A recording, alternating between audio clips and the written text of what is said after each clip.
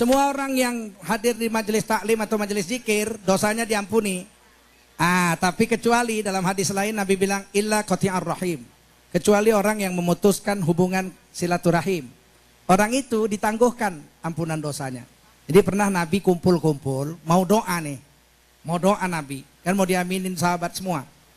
Maka kata Nabi, kita mau berdoa, sesungguhnya doa kita mustajab, pasti diterima Allah. Kecuali di majelis ini ada orang yang sedang memutuskan silaturahim. Kalau bahasa Medannya boikot. Boikot SKT. Nanti kalau gini lagi baru kawan lagi gitu. Tiba-tiba kan kata Nabi, siapa di antara kamu yang hadir di sini berputusan silaturahim dengan sesama Islam? Keluar, kata Nabi. Karena kamu bikin majelis ini tidak didapat rahmat Allah. Ditangguhkan rahmat itu. Maka begitu Nabi berdoa, ada satu orang anak muda lari-lari. Keluar lari-lari. Lari. Belum selesai Nabi doa, dia udah balik lagi. Ikut, amin, amin ikut. Ya tentu ngos-ngosan kan. Ngos-ngosan dia. Selesai doa, orang-orang pada pulang, anak muda itu dipanggil Nabi. Itulah Nabi ya. Sini kamu. Kamu tadi waktu saya bilang siapa mutusin silaturahim keluar karena nggak membuat kita nggak dapat rahmat. Kulihat kamu loncat lari-lari. Belum selesai aku doa kau balik lagi. Kenapa?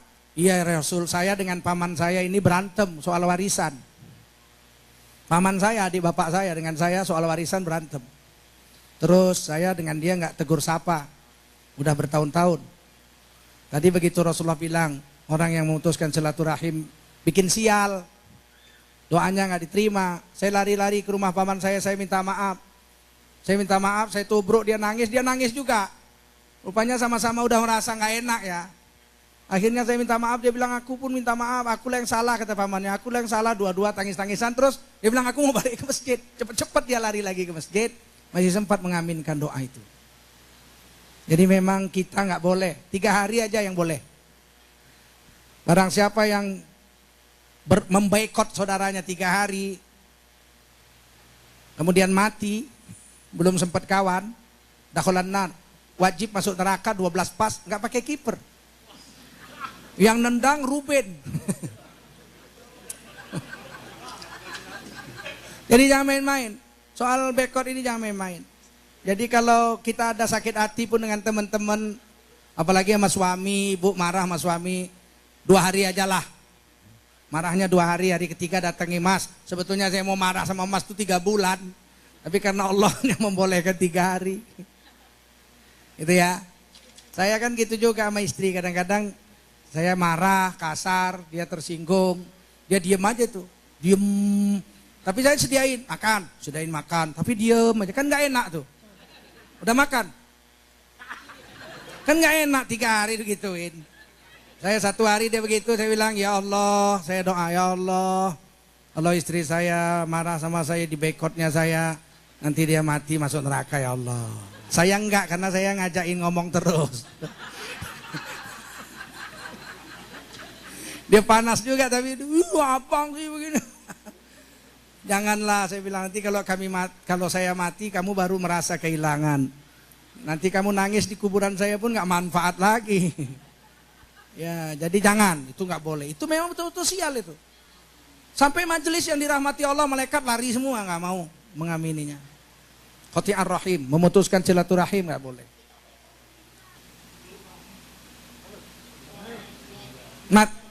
Begini, orang yang sudah meninggal, siapa yang meninggal dulu? Kalau orang tuanya, itu ada hadis Sahih Abu Dawud. Atau orang anak muda datang, ya Rasul, saya punya dosa sama ibu bapak saya. Saya ini anak durhaka. Banyak nyakitin ibu saya, bapak saya. Tapi sekarang mereka sudah wafat. Bisakah saya meminta maaf kepadanya? Padahal mereka sudah wafat. Kata Nabi bisa, naam. 5. Nah, jadi buat amal 5. Kalau orang tua nih. Pertama, as-salatu alaihima. Doakan kedua ibu bapakmu jangan putus. Jaga sholat, habis sholat doakan orang tuamu. Yang kedua, wal istighfaru lahuma. Banyak-banyak minta ampun untuk kedua ibu bapakmu itu. Sehingga dia di dalam kubur senang. Oh alah nak, dulu waktu saya hidup kue kurang ajar. Sekarang kue tiap hari doain saya gitu, diampunkannya. Yang ketiga, hubungi saudara-saudaranya, urus paman dan bibi kita. Jadi kita udah nggak bisa ngurus, bapak ibu udah meninggal nih, yang diurus paman sama bibi. Jadi saudara bapak kita datangi, Pak, paman, apa kabar? Loh, tumben biasanya nggak pernah datang. Bapakmu aja mau usir dulu katanya kan. Ya saya udah tobat paman, sekarang paman lah yang dapat. Udah punya rumah belum? Belum, saya beliin rumah gitu ya. Urus paman dan bibimu. Yang ketiga, saudara bapakmu. Yang keempat, hormati teman-temannya. Ya, jadi yang pertama tadi sholat, doakan. Yang kedua istighfar. Yang ketiga urus paman-paman. Yang keempat, hormati teman-temannya. Mungkin bapak kita orang kampung, nasibnya baik sekolah jadi orang kaya. Nah, teman-temannya orang kampung gitu. Hormati. Saya teringat dulu ada gubernur Sumatera Utara yang paling ganteng. Saya kira gubernur tertampan sedunia itu, Raja Inal Siregar. Letnan Jenderal, bekas Jenderal Panglima Siliwangi. Tergantung saya, terus terang saya bilang paling ganteng lah Raja Inal Siregar. Dia orang kampung, orang Sipirok, 300 km dari Medan. Satu hari dia sedang jadi gubernur, dia sedang pidato, hari Senin. Sedang pidato hari Senin di atas panggung, ini upacara bendera. Tiba-tiba datang kawan bapaknya dari kampung, naik mobil bus malam kan. Karena dia tahu Raja Inal itu gubernur, diturunkan di depan kantor gubernur. Jadi dilihatnya lah Raja Inal itu sedang pidato, dia dibawa ayam, namanya orang kampung, bawa keladi. Orang kampung bawa salak, ya di sana kan banyak salak. Jadi dipanggilnya itu gubernur, namanya Inal, namanya Jainal. Tapi karena dia di sekolah tuh ganteng besar badannya disebut Raja, Raja Inal, Raja Inal. Sebetulnya namanya Jainal.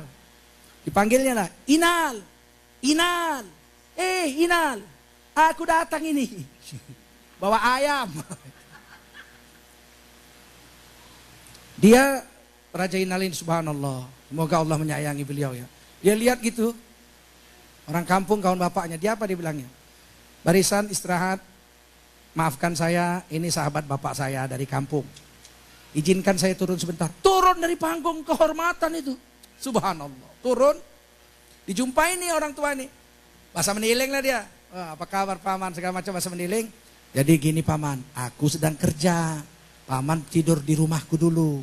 Ayam ini biar dipotong sama istriku, nanti kita makan siang sama-sama. Panggilnya ajudannya sama supirnya. Bawa ini paman saya ke rumah saya. Kasih kamar yang bagus, ayamnya suruh istri saya potong, biar dimakan nanti untuk makan siang.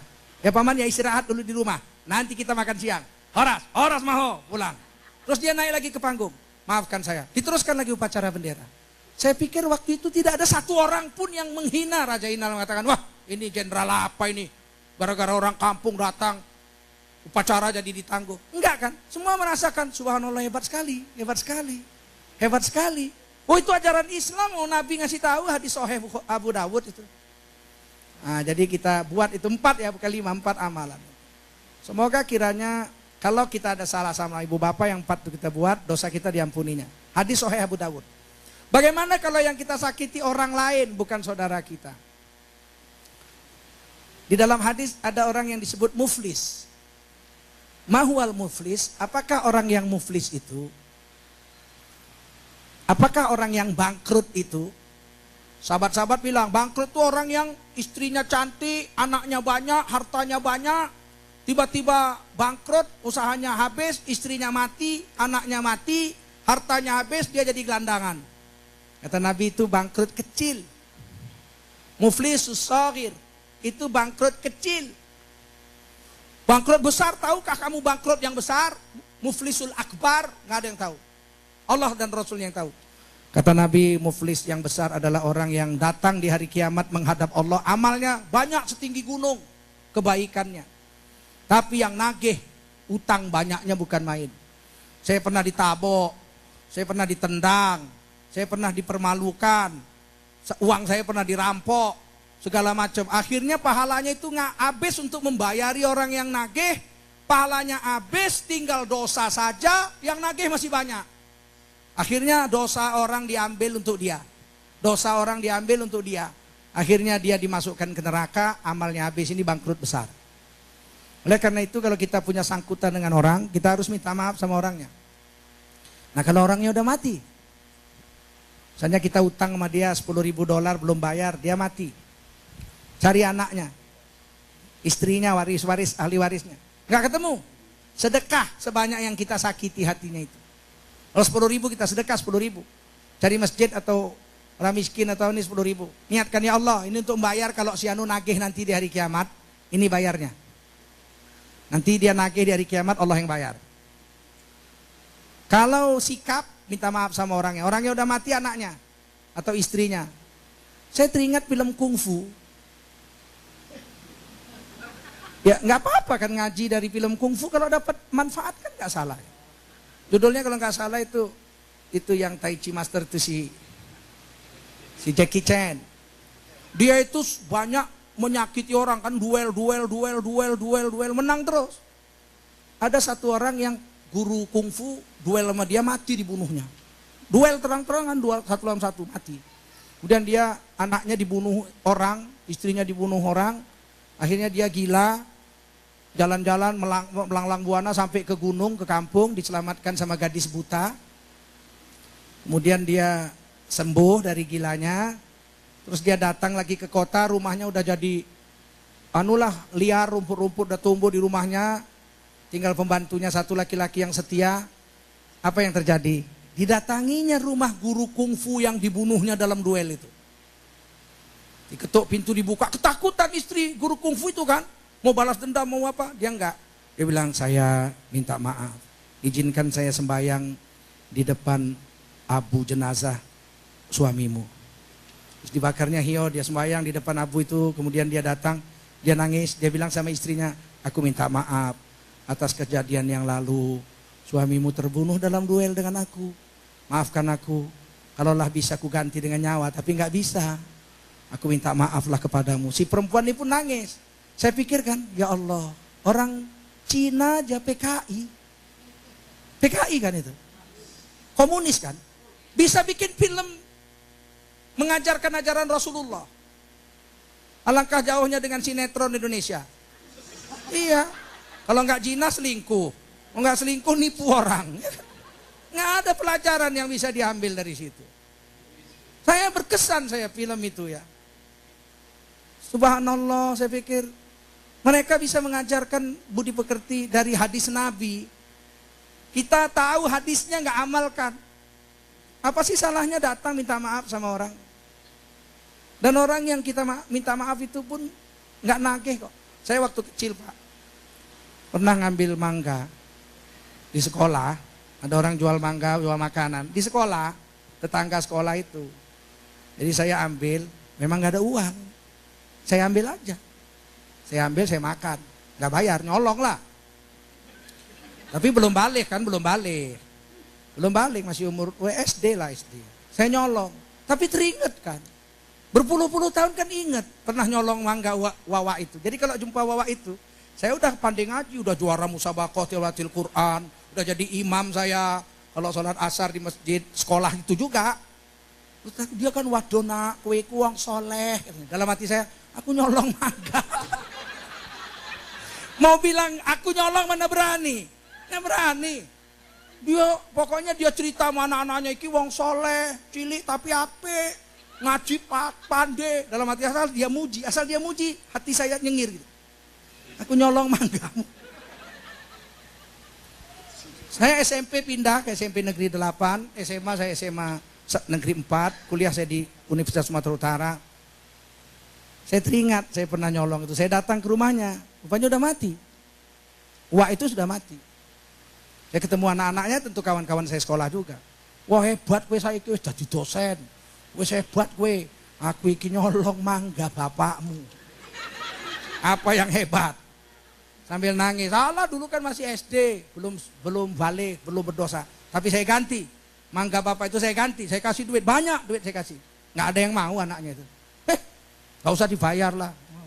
Bapak juga kalau kamu nanti ngaku nyolong mangganya, dia paling di akhirat ketawa.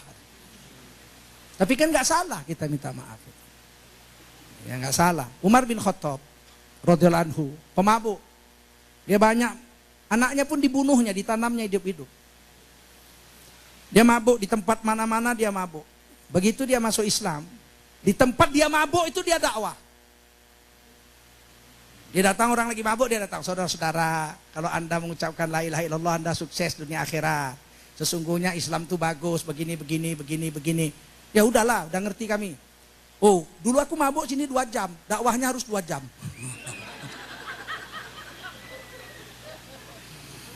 Padahal dia mabuk waktu itu belum Islam. Kan gak dihitung dosa kan? Tapi itulah perasaan jiwa itu, perasaan jiwa itu. Dulu aku mabuk sini 2 jam, aku akan berbuat baik di sini 2 jam. Dulu aku di situ berbuat jahat, main judi 2 jam. Sekarang aku mau berbuat baik di situ 2 jam. Ah, itu iman. Jadi begitu caranya, Pak. Datangi orangnya nggak ada, datangi anaknya, istrinya. Nggak ada juga. Berbuat baiklah setimpal dengan penyakit yang dibuat itu. Misalnya ada orang kita tabok, pak. Dosa tabok itu kira-kira berapa itu? Nah, kita karena udah nggak bisa minta maaf sama keluarganya, sama orangnya udah mati, kita cari orang, kita buat pahala yang kira-kira sebesar dosa nabok. Entah sedekah, entah apa, nanti di akhirat yang kita tabok kan datang. Minta pahala sebesar tabok. Allah yang bayar nih, sedekah si Anu sama si Anu dulu, nah aku yang bayar. Allah yang bayar, bukan kita. Karena kita sudah buat baik untuk menutupi dosa kita itu.